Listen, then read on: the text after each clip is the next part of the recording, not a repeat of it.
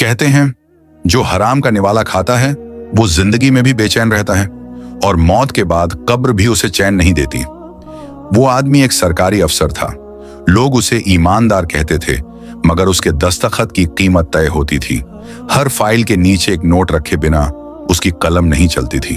वो कहता, थोड़ा बहुत रिश्वत तो सब लेते हैं, इसमें गुनाह क्या है। सालों यही चलता रहा। फिर एक दिन अचानक उसका इंतकाल हो गया।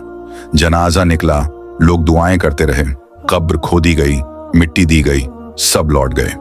लेकिन उसी रात कब्रिस्तान के चौकीदार ने अजीब आवाजें सुनी, किसी के चीखने की, किसी के तड़पने की।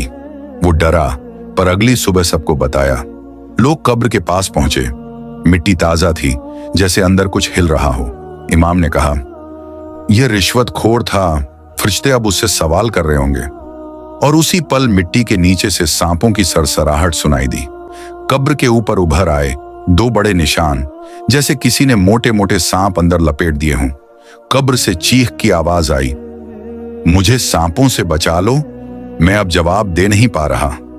हवा थम गई और फिर सब खामोश हो गया। सुबह कब्र के ऊपर कोई नाम नहीं था, सिर्फ मिट्टी जली हुई थी। सबक, जो हराम का निवाला खाता है, कब्र में उसके जवाब भी हराम हो जाते हैं। अल्लाह का इंसाफ मिट्टी में छुपा है। जो जिंदगी में बच गया वो कब्र में नहीं बचेगा।